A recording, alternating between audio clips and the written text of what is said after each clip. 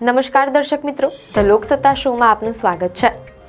ક્રિકેટની દુનિયામાં એવા કેટલાક જ નામ છે જેમને સાંભળતા જ મનમાં આક્રમકતા, ગતિ અને જુસ્સો છવાઈ જાય।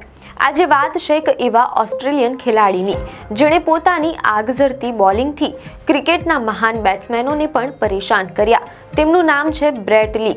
પરંતુ શું તમે જાણો છો કે ક્રિકેટના ઇતિહાસના આ બીજા સૌથી ઝડપી બોલર, જેમની ગતિ 161.1 કિલોમીટર કલાકની હતી, તેમણે પોતાના સપના પૂરા કરવા માટે એક સમયે સૂટ વેચતા સેલ્સમેનની નોકરી કરવી પડી હતી। ક્રિકેટના ઇતિહાસમાં એવા કેટલાક જ ખેલાડીઓ છે જેમણે પોતાની રમતની ગતિ અને આક્રમકતાથી યુગો સુધી યાદ રહી જાય તેવી છાપ છોડી છે। આજે વાત છે એક એવા ખેલાડીની જેણે સેલ્સમેનની સામાન્ય નોકરીમાંથી ઉઠીને દુનિયાના સૌથી ખતરનાક ફાસ્ટ બોલરનું બિરુદ હાંસલ કર્યું। નામ છે ઓસ્ટ્રેલિયાના બ્રેટ લી।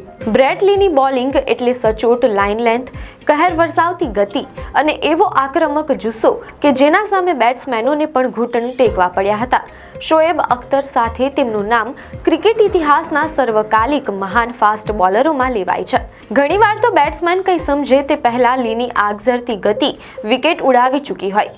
બ્રેટ લીની સફળતાની વાર્તા એવા યુવાનો માટે પ્રેરણા છે જેઓ સંજોગો વસાત પોતાના સપના સાથે સમાધાન કરી લે છે। બ્રેટ લીનો જન્મ 8 નવેમ્બર 1976ના રોજ ન્યૂ સાઉથ વેલ્સમાં થયો હતો। કિશોરાવસ્થાથી જ તેમનું એકમાત્ર સપનું ઓસ્ટ્રેલિયા માટે ક્રિકેટ રમવાનું હતું। તેમની બોલિંગની ગતિ જોઈને તેમને ડોમેસ્ટિક ક્રિકેટમાં તકો તો મળતી હતી, પરંતુ તે સમયે ડોમેસ્ટિક ક્રિકેટમાં મળતા પૈસા પૂરતા નહોતા। પોતાના સપનાને પૂરું કરવા માટે જરૂરી આર્થિક સબળતા જાળવી રાખવા માટે બ્રેટ લીએ અનોખો રસ્તો અપનાવ્યો। મીડિયા અહેવાલો અનુસાર આ યુવા સ્પીડસ્ટરે પુરુષોના સૂટ બનાવતી બાર્કલે સ્ટોરમાં સેલ્સમેનની નોકરી કરી। તેઓ પોતાના ક્રિકેટના સપનાને જીવંત રાખવા માટે દિવસમાં ક્રિકેટ રમતા અને રાત્રે કે અન્ય સમયે સૂટ વેચતા। આ સંઘર્ષ બતાવે છે કે સફળતા માટે કોઈ પણ નાનું કામ કરવામાં તેમને સંકોચ નહોતો। બ્રેટ લીનો સંઘર્ષ આખરે 23 વર્ષની ઉંમરે ફળ્યો જ્યારે તેમણે 1999માં ઓસ્ટ્રેલિયા માટે ટેસ્ટ ક્રિકેટમાં અને ત્યારબાદ 2000માં વન ડે ક્રિકેટમાં ડેબ્યુ કર્યું। 2005માં તેમણે T20માં પણ પદાર્પણ કર્યું। આંતરરાષ્ટ્રીય ક્રિકેટમાં પ્રવેશ કર્યા પછી તેમણે ક્યારેય પાછળ વળીને જોયું નથી અને તેમની કારકિર્દીના આંકડા તેમની મહાનતાની સાબિતી આપે છે। મીડિયા અહેવાલો અનુસાર તેમણે 76 ટેસ્ટ મેચમાં 310 વિકેટ, 221 વન ડે મેચમાં 380 વિકેટ અને 25 T20 મેચમાં 28 વિકેટ ઝડપી છે। ત્રણેય ફોર્મેટમાં મળીને લીધેલી કુલ 718 વિકેટો સાથે તેઓ વિશ્વના સૌથી સફળ બોલરોની યાદીમાં 15મા સ્થાને છે અને આજે તેમનું નામ ઓસ્ટ્રેલિયાના સૌથી ધની અને સફળ ક્રિકેટરોમાં સામેલ છે।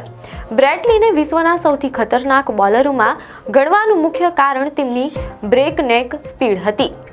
2005માં ન્યૂઝીલેન્ડ સામેની મેચમાં બ્રેટ લીએ 161.1 કિલોમીટર કલાક એટલે કે 100.1 માઇલ પ્રતિ કલાકની ઝડપે બોલ ફેંક્યો હતો। આ તેમની આંતરરાષ્ટ્રીય કારકિર્દીની સૌથી ઝડપી બોલિંગ હતી।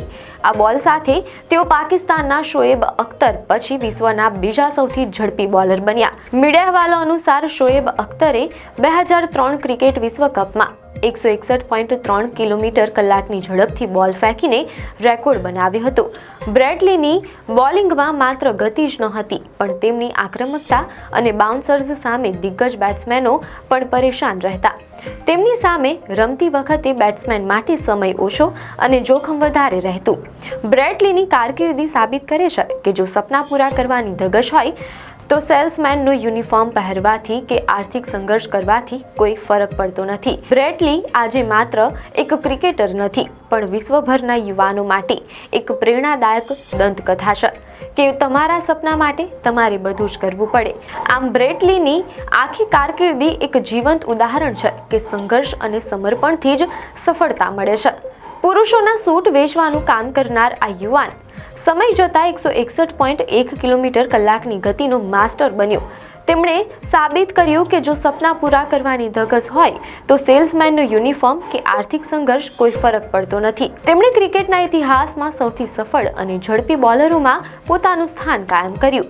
718 આંતરરાષ્ટ્રીય વિકેટો અને શોએબ અખ્તર પછીના બીજા સૌથી ઝડપી બોલર તરીકેનું તેમનું સ્થાન તેમને માત્ર એક ક્રિકેટર નહીં પણ વિશ્વભરના યુવાનો માટે એક પ્રેરણાદાયક દંતકથા બનાવે છે. આપને માહિતી સારી લાગી હોય તો વિડીયોને લાઇક અને શેર કરજો, ચેનલને સબસ્ક્રાઇબ કરજો.